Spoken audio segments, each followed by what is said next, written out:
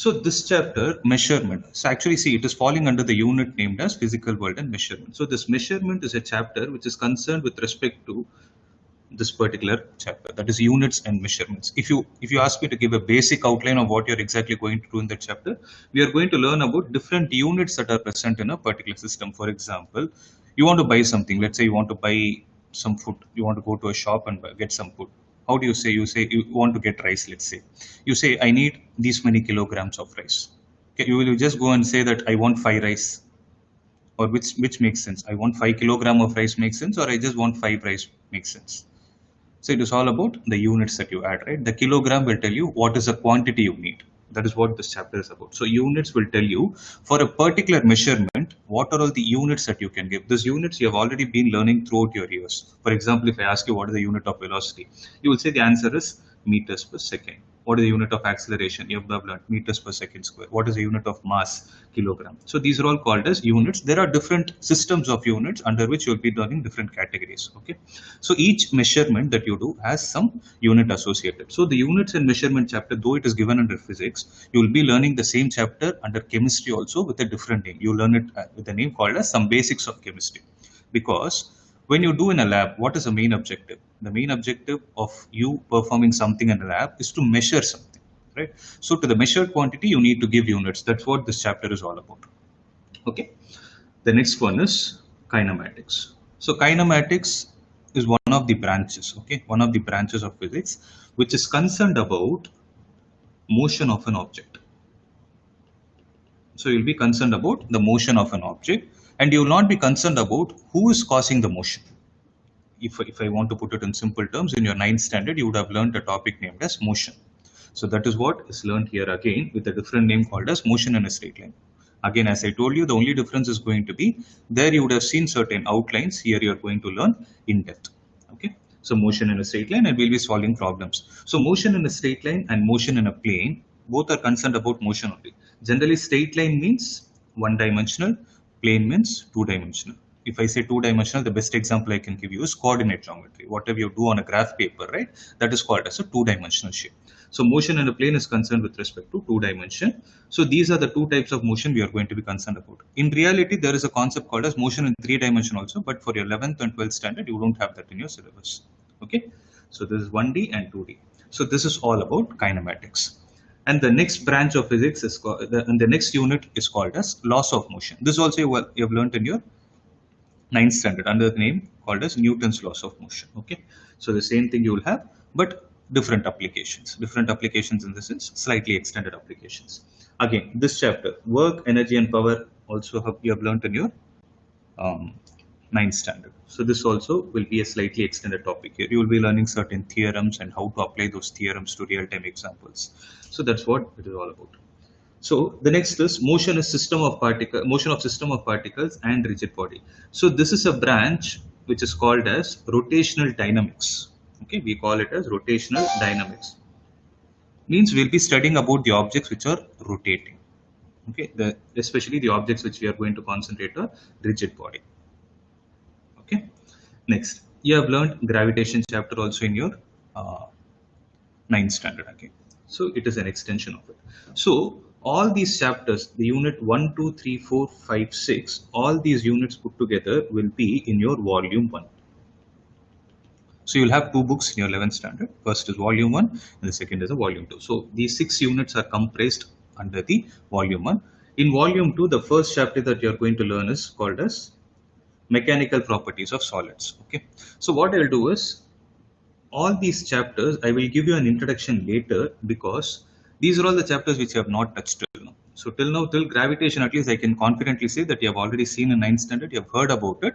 So I don't want to get in touch with all these chapters. As we progress, no, that time I'll give you the introduction. Okay. So if you observe, the first volume itself comprises of 23 plus 17. It comprises of total 40 marks out of the 70. So you'll have a 3 hours paper, which is going to be for 70 marks. Till now, whatever you have written in 10th standard, it is maximum for 28 to 30 marks, right? Out of the 80 marks paper for physics. Now onwards, you're going to write a single paper for physics. Okay. And trust me, things are simple. You just need to be strong with the basics. As I told you yesterday, the only thing I expect from your end is a lot of interaction. Okay, you need to be interacting with me, asking many questions, and ensure that you have no doubts before you leave the class. Okay, are we good to get started? Just give me a thumbs up.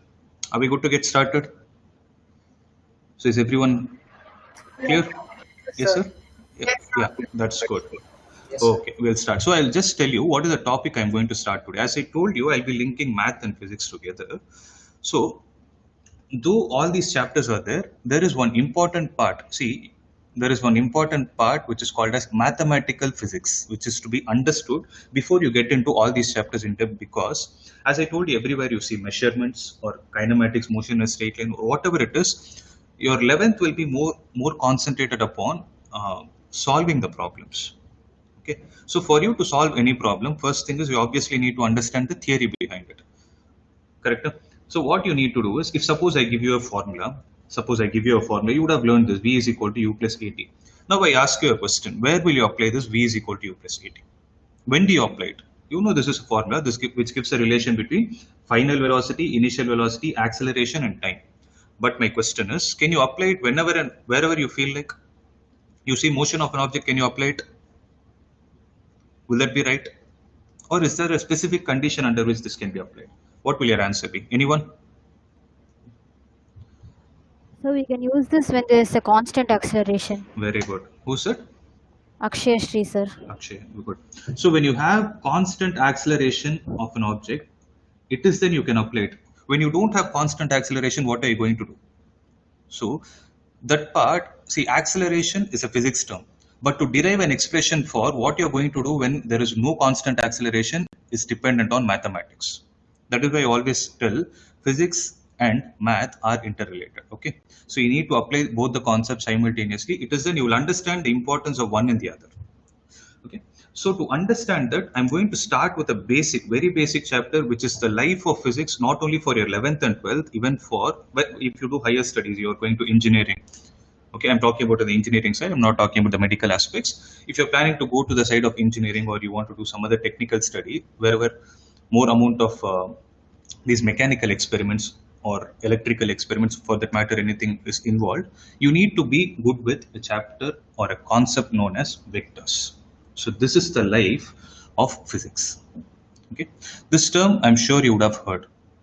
You would have heard two terms in your lower grades. One is called as a scalar and second is called as a vector. There is a third type of quantity also called as tensor, which we will not concentrate as of now. So if I ask you a question, okay, so this is a chapter I'm going to start with. The name of the chapter is vectors. Sometimes you can call it as vector algebra also. So vector is a physics term, algebra is going to be a mathematical term. The combination of these two put together, it will help you understand more of physics. Okay. Now, I'm raising a question like this. Tell me, what is a vector? So what do you mean by vector? Have you heard this term in the first place? Anyone?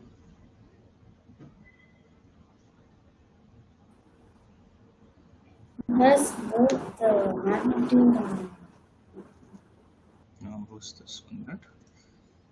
Can you repeat, me? Is that you who's speaking? A vector has both a magnitude and direction, Okay. and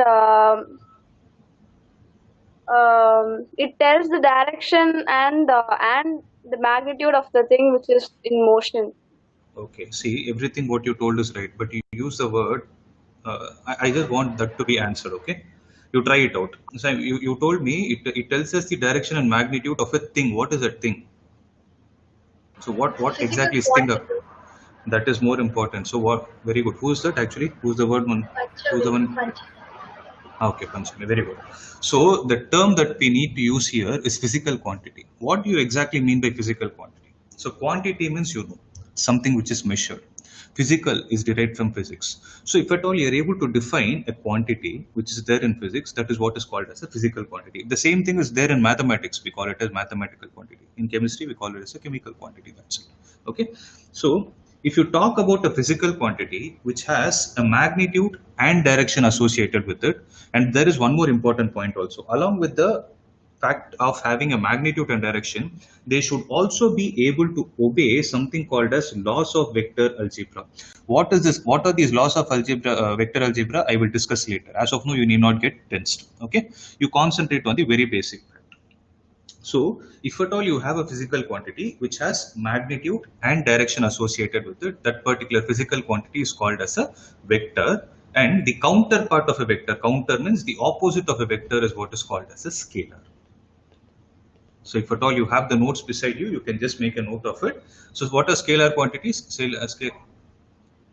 Scalar quantities are the ones which have only magnitude associated with them. Vector quantities are the physical quantities which have magnitude and direction associated with them, and as of now you can accept the fact that they obey the laws of vector algebra. Okay, in 2 days you will be able to understand what those laws are.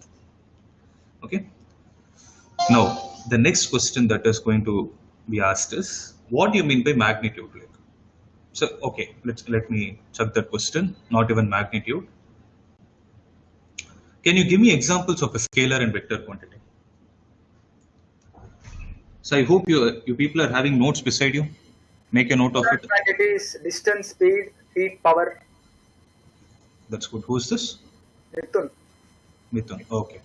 So we are talking about two things here. One is a scalar and second is a vector, right? So scalars are quantities which have only magnitude.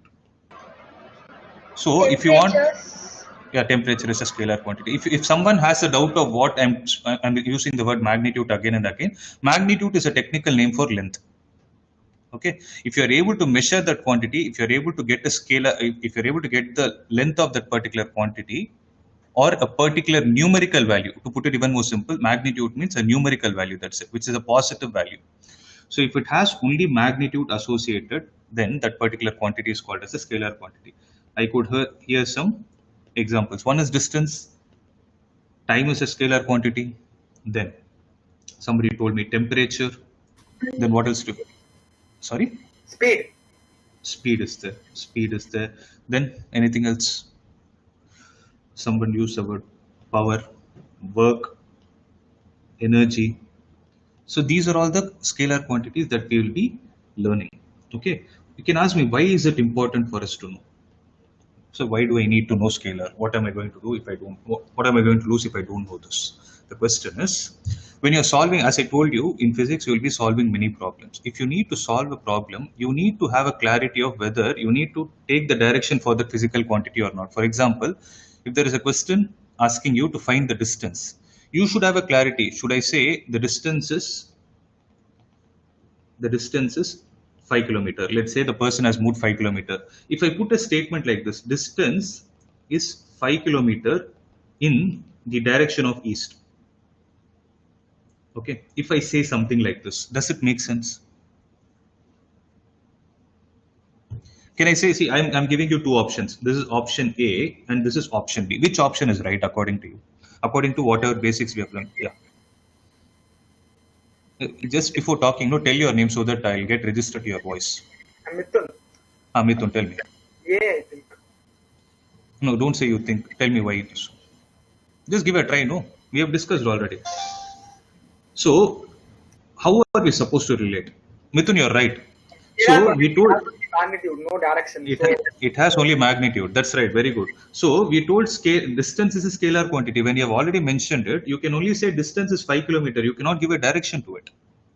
Right. So, if at all you see this, let's say you're attending some competitive exam, at that time, this might be a very small factor which will differentiate and you will get confused. So you need to have a clarity. So here we are trying to say that distance has only magnitude, means it cannot have direction. We are using the word direction of east. This is not possible. You cannot define it like this. Then what is a physical quantity which is similar to distance that I can define it like this? What is this? It is displacement. Okay. So then if I speak about vector, vectors are quantities which have both magnitude and direction, right? So physical quantities which have both magnitude and direction associated, also magnitude and direction, also they obey, what laws are they? The laws of vectors. Actually speaking, the laws of vectors means laws of vector addition actually. Okay. there is something called as vector addition. I'll teach you slowly. So laws of vector addition. So if these things are satisfied, then that particular physical quantity can be called as a vector. Okay. As you people told, the example of vector that I can think of is displacement. Good. Anything else? Anything else that we can think of displacement? So in scalar quantity, somebody told me speed. So what is the counterpart of speed that you have already learned? Velocity. So displacement is one of the quantities, velocity is another quantity. Then anything else? Acceleration. Acceleration, very good. It's momentum. Very good. What momentum? What momentum is that? Mithun, is that you? Yeah, it's me. What momentum is that? It has a prefix to it. Momentum means you are trying to say mass into velocity only, right? Force. What is the name of that momentum? Force. Linear. Very good. It is called as linear momentum. Okay, because there are two types of momentum. See, plural of momentum is momentum. Okay, um is removed and a is added. One you learn is linear, and the second is called as angular. That you will learn it this year. That is why it's test on that point. Okay. So what is a physical? If you recollect, if at all you remember, I'll be happy. If you recollect Newton's second law speaks about what? What does Newton's law actually focus upon?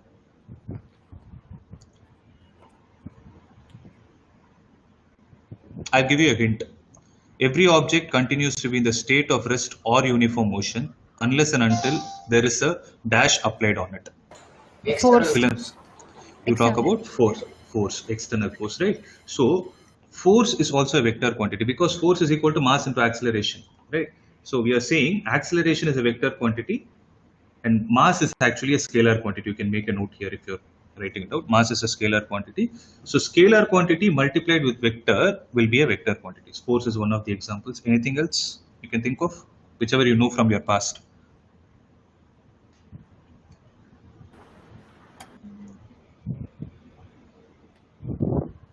That's all. That's fine. These are good examples to start with. You will learn something called as torque also. Okay. Okay. Anyways, once we get into the topics, we'll slowly understand what it is. Now, I hope you're clear with what are vectors and what are scalars. So, as I told you, the name of this chapter is vector algebra. Our main concentration is going to be on vectors. So, we need to understand what vectors are and how to apply the vectors in mathematics in a mathematical form. Okay. Now, there is a geometrical definition associated with vectors. See, till now what you told is theoretical. You told vectors definition. But if I want to represent the same vector diagrammatically, then what am I supposed to do? Okay. So it is given here. See, if you are able to think of a line segment with a direction, because what is the line segment? Line segment is going to be a particular length, or I can say it like this. Line segment is going to be a line with a fixed value. It is the distance between 2 points. That is what a line segment is. So if you're able to give a direction to that line segment, then that one is called as a vector. So the directed line segment can also be called as a ray. So ray is something which has a starting point and no ending point, right? So in a similar way, directed line segment is called a vector, and it is denoted like this. See, I'll show you the diagram. You're able to see this. A is here, B is here. So if I draw an arrow mark like this, okay, if I take this point as A and this point as B, then this is the symbolic notation for something called as AB. So in your mathematics, if I write it as ABC, for example, in last year, if they ask you to draw a line segment of 5 centimeter or 10 centimeter, what you do, you take a scale, keep your 0 here, draw it till here with 10 centimeter, right? You exactly measure and draw. So that you write it as AB is equal to 10 centimeter. Okay. Now, if the slight extension to it is for AB, if you put an arrow mark on top of it, then this is read as AB vector. So AB vector is equal to, now small change that I need to do is 10 centimeter in the direction of positive x-axis. Okay. Then this 10 centimeter is what is called as the magnitude. 10 centimeter is called as the magnitude. Obviously, the direction you have given it. You have told it is the positive direction. Okay. So I hope this is clear. This is a very important thing. So that is a point given here. A directed line segment is called as a vector and is denoted as AB vector. Okay, read as AB vector. In printing, we can denote AB vector as, see, some students ask me a doubt. So when do I know how to apply vector if this arrow mark is not given? If this arrow mark is not given, no, the other way of notating it is using, I'll zoom and show so you can see it clearly. You're able to observe the printing between this and this.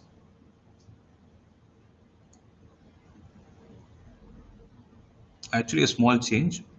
Can you tell me what is it? It's a very minute difference. If you're able to identify, I'll be happy.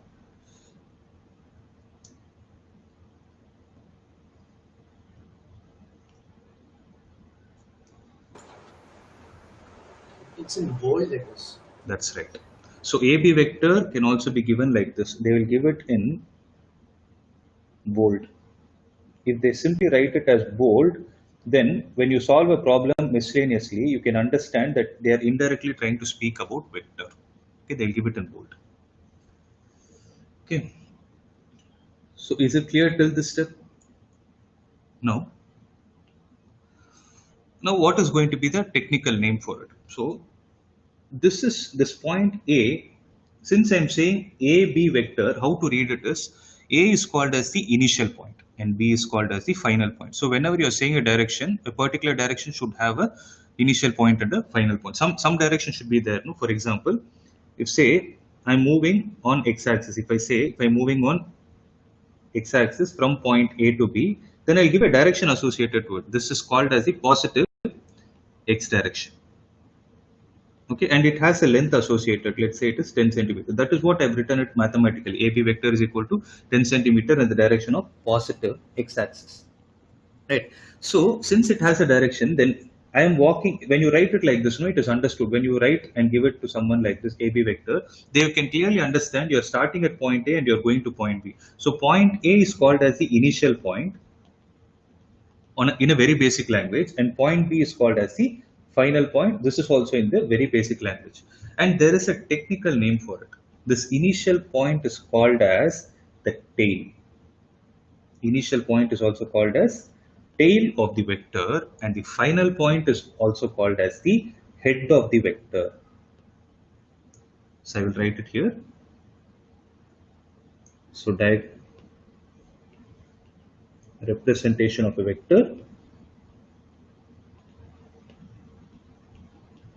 So when you talk about representation of a vector, you can write a vector like this, AB vector. How do you read it? AB vector. So then if I draw a ray like this, an arrow mark, then this is called as the initial point, or it is also called as the tail. And this is called as the final point, or this is also called as head. See, these technical names are to be known because in some of the theorems, they use the technical names instead of the term initial point and final point. So I would suggest you to have a clarity about this. So tail is the starting point, head is the ending point. So I hope it is clear. No doubt in this. Everyone? Yes, sir. Okay. Then we can proceed.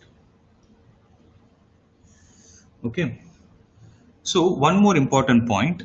If I write AB vector and I write BA vector, then what is going to be the relation between them? So if I write it as AB vector, then what is the starting point? Starting point is A and ending point is B. There is no. If I write the same thing as BA vector, then what is the meaning? Then the starting point is going to be B and ending point is going to be A. So if AB vector is drawn like this, then BA vector will be drawn like this. Okay, this is what is called as AB vector and this is called as BA vector. They are called as opposite vectors. Okay, then how do I write the relation between them is AB vector is written as minus of BA vector. And the negative sign here indicates that they are in opposite directions. So you able to understand this? There is a very simple point. So if I write it like this, that is going to be the notation. And the next point is magnitude of a vector. Okay, magnitude of a vector, because we are using the word magnitude again and again. So how do you represent the magnitude of a vector? Magnitude is nothing but length of the vector. As I told you, it is written as length of the vector. So I'm only giving you the definition. There is a formula to calculate it, but I want to show the derivation of it. So for that you need to understand few more terms. So length of the vector is what is called as magnitude of a vector. So if I write AB with a bar on the top of it, it is a vector. But across this, if I put a modulus like this, then this is read as magnitude of AB vector. Okay, this is read as magnitude because of the modulus, magnitude of AB vector. Okay, so as of now, if you know this symbol, that is more than sufficient. How to calculate it, we will see it later. Okay, as time progresses. What is modulus, sir? Modulus will tell you the length. That's it. Modulus is going to be a positive value. See, for example, you people have not heard what is a modulus. See, suppose I have -2. If I ask you what is modulus of -2, what will you say? 2. It is 2. So modulus will always give you a positive value. Okay, something which is going to give you a positive value is what is called as a modulus. So anyways, you learn something called as a modulus function in mathematics also. As of now, have this in your mind wherever you use something around a modulus, whether negative value is there inside or a positive value is there inside, the output, the result is always going to be a positive value. That is the point. Okay. So how to read it? You read it as modulus of AB vector or magnitude of AB vector. They both mean the same. Okay. We'll go to the next topic. So this is the outline of what is a vector and how do you diagrammatically, geometrically try to represent a vector with the help of an arrow mark. The next topic that we are going to see are called as the types of vectors. Okay. So there are different types of vectors depending on the way the vectors are related to each other. The first one out of it is called as equal vectors. See, most of the times what will happen is if you look at the name itself, you will get a clarity of what it is. Equal vectors. So equal means what is going to be equal. And one more important point, it is not necessary. See, if I take this as AB, I can either write it as AB vector or I can use some other symbol also. Instead of taking it as AB, I can call this as small a, or I can call it as A vector also. You can use only one alphabet. You can use only one letter and then write it also. Both mean the same. Okay. But when you're writing using one letter, I would suggest you to write it in smaller case. See, in this book, though it is given in the upper case, I would suggest you to write it in the smaller case so that you're not confused.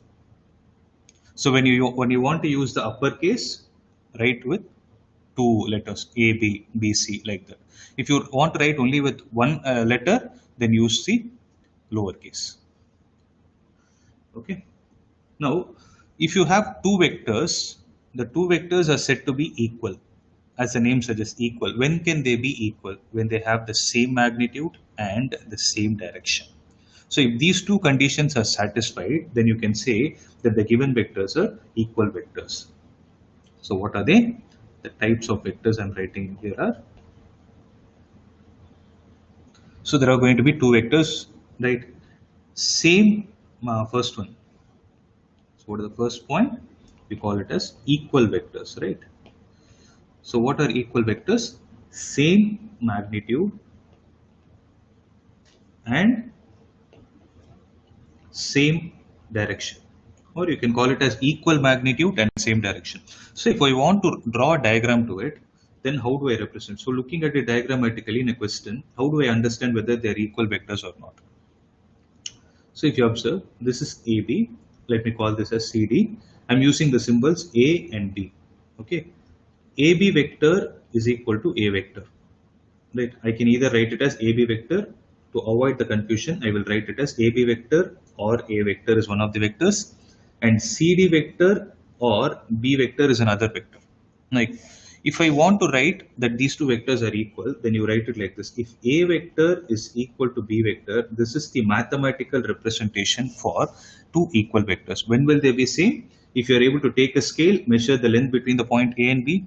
If you take the same scale and measure the length between the point C and D, if they come out to be the same value, then secondly, since they both have the arrow mark on the same side, then they have the same magnitude and same direction, and this is the mathematical representation. That is what we call it as a equal vector. Though the definition sounds simple, but when you're applying it, no, that time your logic should work better, because we use this concept in a theorem called as parallelogram of theorems. So at that time, I'll ask you, what do you mean by equal vectors? What are the? I'll not ask you like what are the equal vectors. I'll ask you what type of vectors they are. So you should have a clarity of understanding it.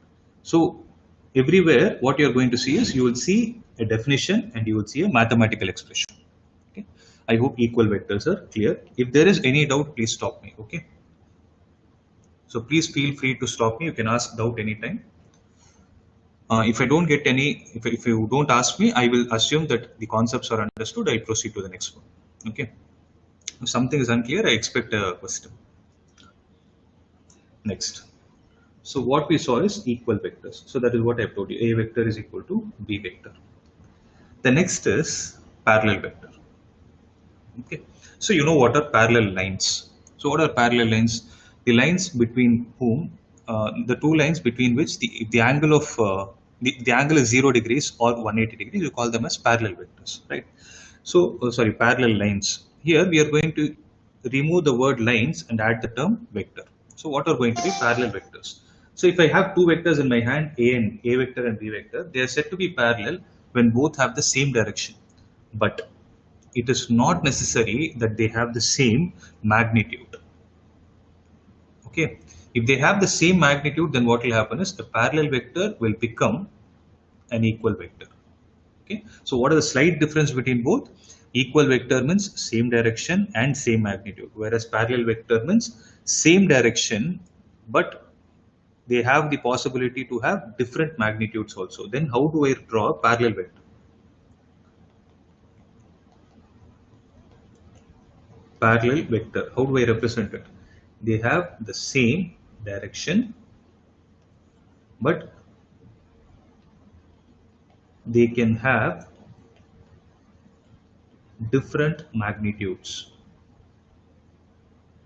They can have different magnitudes in the sense, when I draw it diagrammatically, if this is taken as A vector, then if I take this as B vector, then one vector is equal to, listen to it carefully, if I write one vector is equal to lambda times another vector. Okay. This lambda is going to be some number. If I write A vector is equal to lambda times, this lambda is going to be a number. In technical names, this number is also called as a scalar. Okay. So how do you read it is, one vector is scalar times the other vector, then they both are said to be parallel vectors. So try to understand the difference between this equation and this equation. So if I say between 1 and 2, if I put a question like this, I want a parallel vector to become an equal vector, then what should be the value of lambda? 1. 1. It's simple. So it is going to be a special case, right?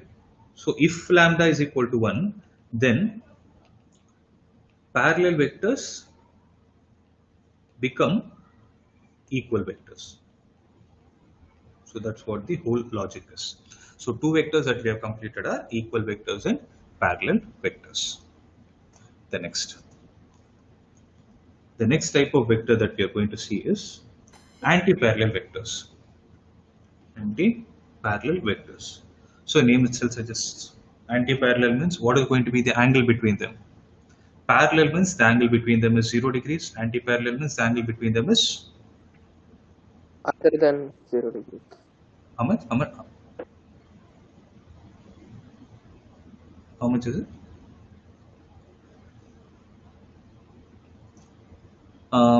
Okay. So if the angle between them is 180 degrees, so anti-parallel vector means the angle between them will be 180 degrees. I'll make you understand how to measure the angle.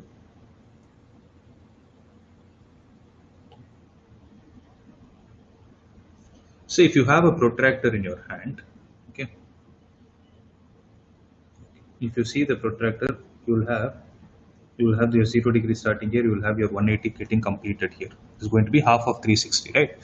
Now, if I'm able to have one line here and another line here, if I place a protractor here, the protractor for this line will show 0 degrees, for this line also it will show 0 degrees. So what is the difference between them? It is going to be 0 degrees. That is why if two vectors are in the same direction, then the angle between them is going to be 0 degrees. If you want to understand what is 180 degrees, if I have one vector like this, if I have another vector in this way, so this is the starting point for both the vectors.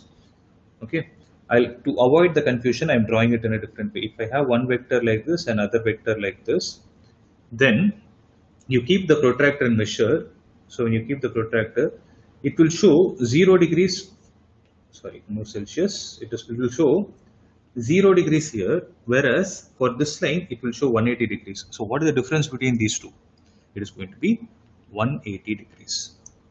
So if the angle between two vectors is 180 degrees, then those two vectors are called as antiparallel vectors. Okay. So then they are called as antiparallel vectors. That is what is given here. See, there are two vectors A and B are said to be antiparallel when they have opposite directions. Opposite direction in the sense the angle between them will be 180.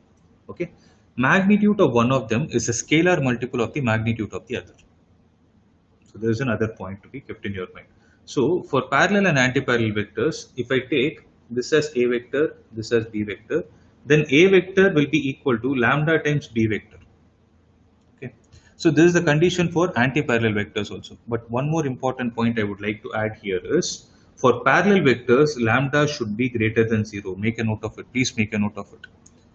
For vectors to be parallel, when you write A vector is equal to lambda times B vector, the value of lambda should be greater than 0. Whereas when you write A vector is equal to lambda times B vector, for the vectors to be antiparallel, lambda should be less than 0. Okay. So this is a very important point.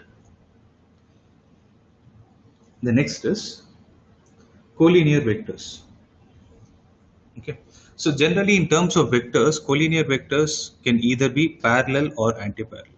Okay. Collinear, co means same, linear means line. Okay. Collinear means all the three vectors are lying along the same line, then those vectors are said to be collinear in nature. Okay. As simple as that. Nothing much about it. So a collinear vector can either be a parallel vector or antiparallel vector. For example, I have a vector, I have A vector. I've written B vector as 2 times A vector. Then these two vectors can be called as, what are these two vectors? So from out of all the types you have learned, what are these two vectors? Parallel. They are parallel vectors. Very good. So they are parallel. Similarly, A vector and C vector, what are they? Anti-parallel. They are antiparallel. They are antiparallel vectors, right? But all the three put together are called as collinear vectors. As simple as that. Okay. So most of the time in physics, no, the name itself will help you to understand. So you need not memorize it. So what is zero vector? So name itself is again telling you. So there is a vector whose magnitude is 0. To put it in very simple point, to put it in very simple note, a point is what is called as a zero vector. Okay. So a vector having 0 magnitude and arbitrary direction. For that fact, you will not even know the direction because it doesn't have any length associated. So that type of vector is what is called as a zero vector. Okay. The next point is, now we are going to see little bit of mathematics. Concentrate. Nothing sort of, it is simple. Concentrate. So I have A vector in my hand. The first property that we are speaking about is A vector. Then with respect to A vector, what is going to be minus A vector?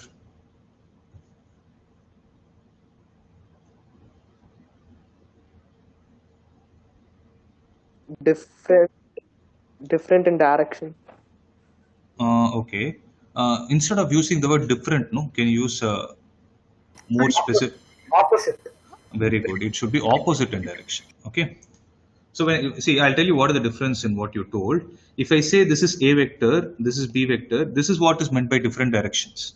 Whereas if I write this as A vector and this as B vector, then this is called as opposite direction. So a very small thing, but you might go wrong in that. So I wanted to specify on that. So A vector is there. With respect to A vector, this will be an anti-parallel vector, right? If A vector and their anti-parallel vector of the same magnitude are added together, then it is going to be a zero vector. Sometimes zero vector is also called as a null vector. So if you want, you can make a note of it. Null means zero. Okay, null means nothing. So A vector, see, actually if you see, no, it is A vector minus A vector, that is obviously zero. Instead of writing it like this, what exactly we are doing is, we are trying to write it in the form of addition so that we can give a definition to it. I'll say A vector is added to the anti-parallel vector of it. That is why we are getting it 0. Okay. Similarly, the next property, I have A vector plus B vector is equal to 0. Then A vector will be equal to minus B vector. Means again they will become opposite vectors. Okay. The third one, if I have a 0 vector, okay, 0 vector is just it is written like this, null vector. If I have a 0 vector, I multiply that 0 vector with any value of k, it is still going to be a null vector, where k is any scalar. As I told you, scalar means some number, have that in your mind. Nothing to think beyond that. Similarly, 0 is multiplied with any vector, the vector becomes a null vector. There is another option. And the last one is, you add 0 to any vector, it is going to be the same vector. It is till now it is like your basic multiplication with nothing so complicated. Anyways, instead of concentrating on this, when you solve the problem, I'll tell you what is the importance of it and how to analyze it. Okay. So as of now, if you understand that's enough, you need not worry much about the problems aspect. So this term unit vector is very, very important. Okay. So this is very, very important. So unit is a word that is derived from unity. So what do you mean by unity? So unit vector means it is derived from unity. So what is unity? Any idea?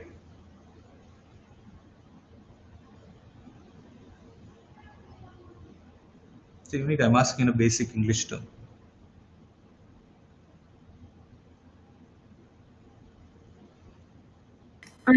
Togetherness.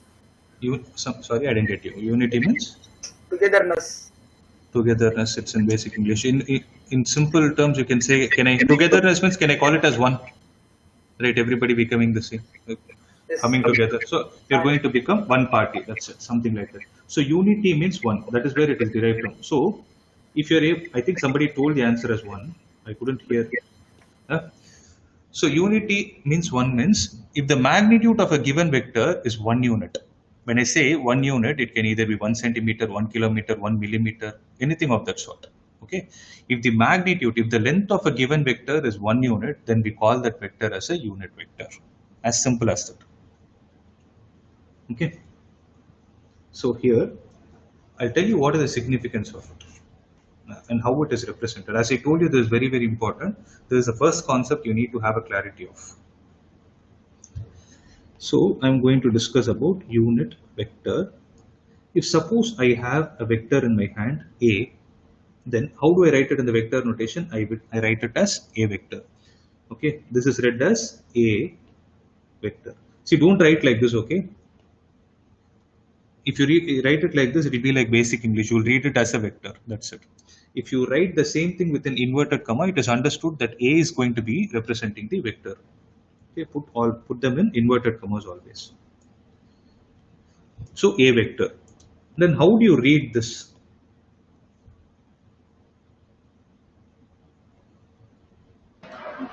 Modulus of A vector. Modulus of A vector. What is the other name for it? Modulus of A vector. Or we call it as magnitude of A vector. Right? Magnitude means it is going to be the length. Magnitude of A vector. Now, the third type of notation that you're going to learn now is what is used for unit vector. Okay, the symbol is the same. When I say symbol, the letter that you're going to use is the same. Only thing is what you're going to put on the top or in the sides is what is more important. For the same symbol, if I put a cap on the top, okay, a symbol like this, a symbol like, if you zoom and see, it will be like this. Okay, then this is what is called as a unit vector. And how it is read is actually, you read it as A cap or A hat. They both mean the same. You can read it as A cap or A hat. Okay. If you ask me what is the specification, what is the importance of this vector, the magnitude of this vector is going to be 1 unit. So since you have written this as a vector, then how do I write the magnitude of it? So if you want to write the magnitude of any vector, write the vector symbol of it and put a modulus around it. Okay, then this is what is called as modulus of unit vector. Okay, so if I have to specify this, then unit vector is a vector whose magnitude is 1 unit. Okay, don't get confused between this unit and this unit. This unit stands for, as I told you, centimeter, meter, kilometer. Okay, vector whose magnitude is 1 unit is what is called as a unit vector. Notation. So the notation used is A cap. So how do you read it? A cap or A hat. Then magnitude of it.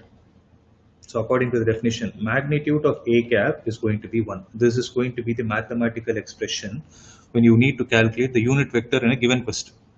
Okay, and why I told this concept alone is more important is because this is the one which is used throughout physics.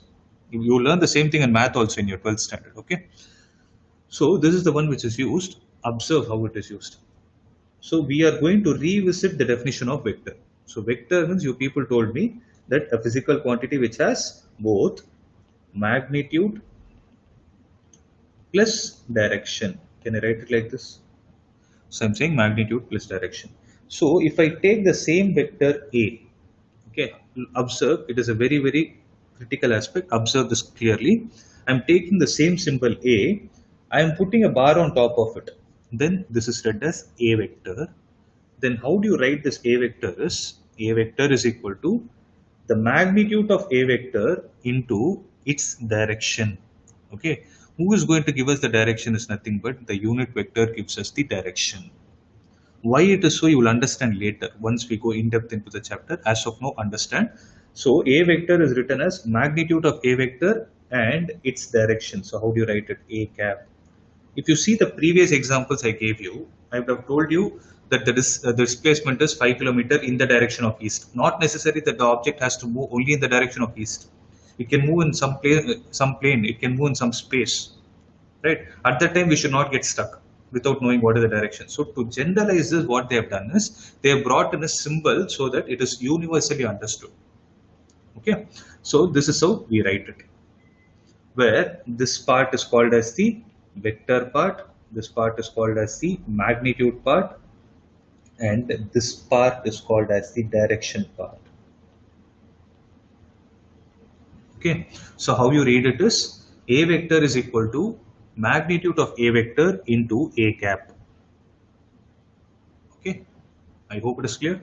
So how you read it? A vector is equal to magnitude of A vector into A cap. So this is how we are going to notate.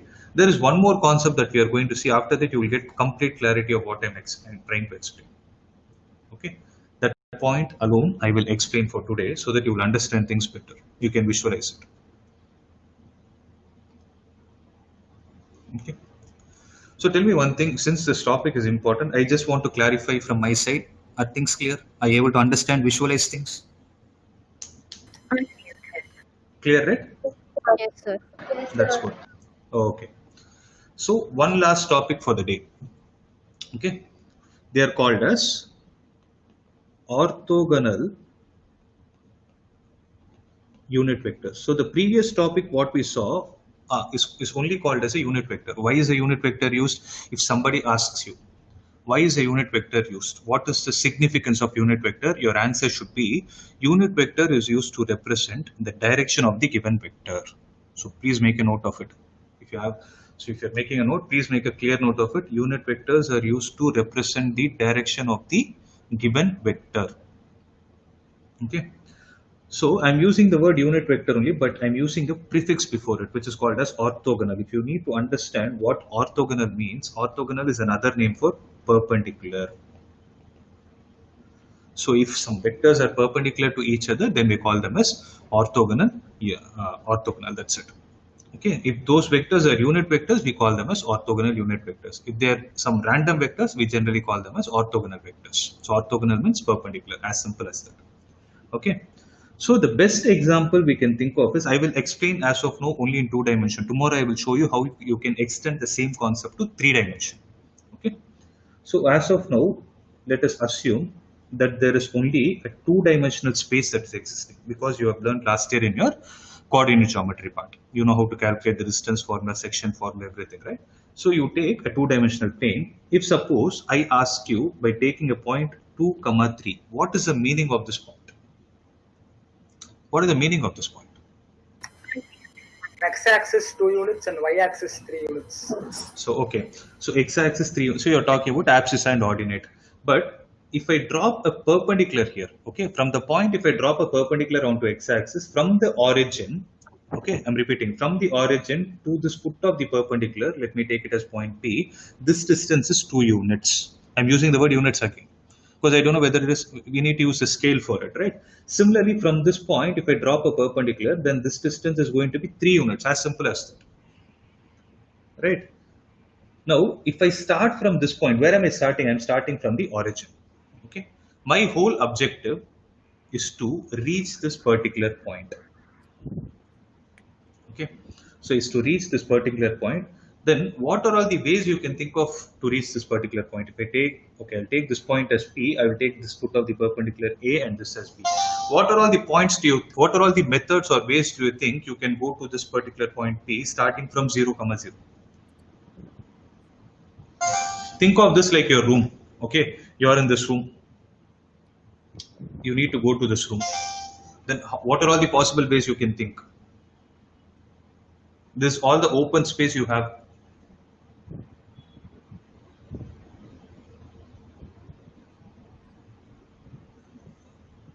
So, can I put it like this? I will first go from O to A, then I'll go from A to B. It's my wish. I will go from O to B and B to P. That is also my wish. Or else what will I do? I will directly go from O to P. Right? I can do any of the things I want. Or else I will go to some other random point. I'll reach this point. That is up to me. But as of now, since we have taken 3 cases, let us get confined to that for understanding purpose. Okay. If at all, see, as I told you, unit vectors are the ones which are used to represent the directions.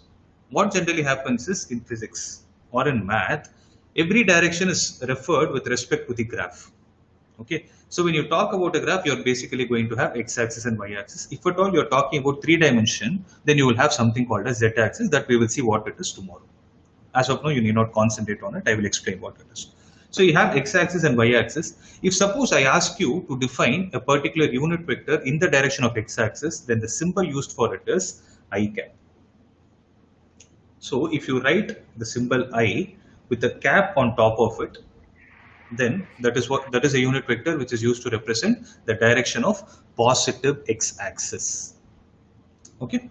Similarly, if I want to represent something in the direction of, I'll write it here. So I cap is the unit vector in the direction of positive x-axis.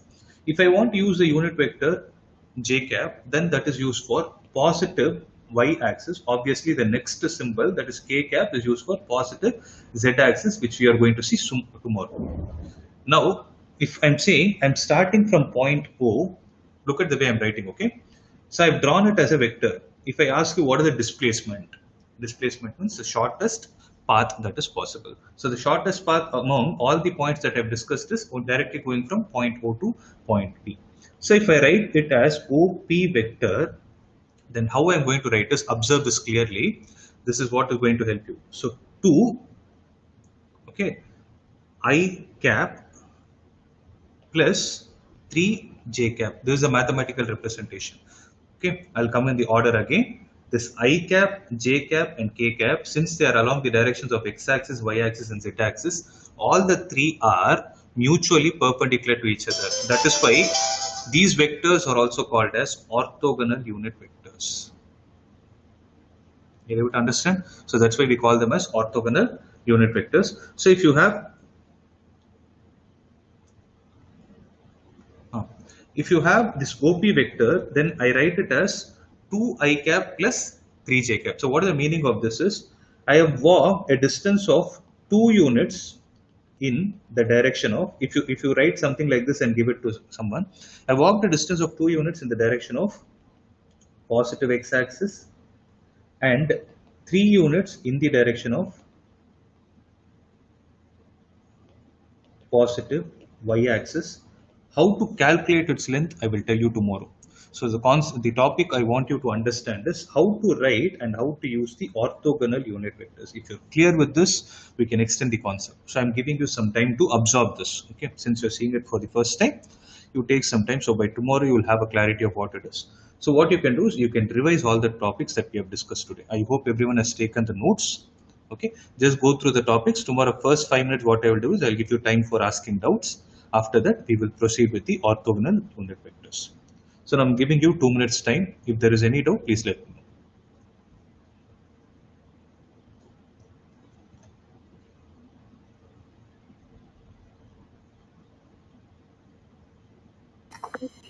Sir, can you explain the parallel vectors, sir? Yeah, parallel vectors I will tell you. See, two vectors are said to be parallel if they have the same direction, but they need not have same magnitudes. That's what I'm trying to say. Okay. If you're able to write one vector as lambda times some scalar times the other vector, then those two vectors are said to be parallel vectors. Okay. Okay, sir. So anyways, while I apply it, you will understand better. Okay. Because see, as of now, you just understand the mathematical parts. Once I start applying it, no, you will have a clarity of what exactly you're doing. At the time, I'll ask you again what type of vectors they are. Okay. Anything else? Collinear vector. Collinear vectors means if all the vectors are lying along the same line. Always, you will see the words like this, co-initial vectors. If you see something like this, okay, co is always used for same. Initial means starting. So if the vectors are starting from the same point, we call them as co-initial. Similarly, if I use the word coplanar, co means same, planar means plane. If they are lying in the same plane, then we call them as coplanar. In a similar context, collinear vectors means co means same, linear means straight line. So if all the three vectors, it need not be three, or it can be more than three also. If all the three vectors are going to lie along the same straight line, then those vectors are what are called as collinear vectors. So collinear vectors can either be parallel or anti-parallel. Please make a note of it. Yeah. Okay. Yeah. Yeah, that's good. Anything else? Anyone? If everything is clear, we can wind up the session. Since it got extended by 5 minutes, I'll be taking 15 minutes break. I log in by 6:20 for the next math class. Okay. So shall we wind up? Yes, Yes, sir. Okay. Yeah. Okay.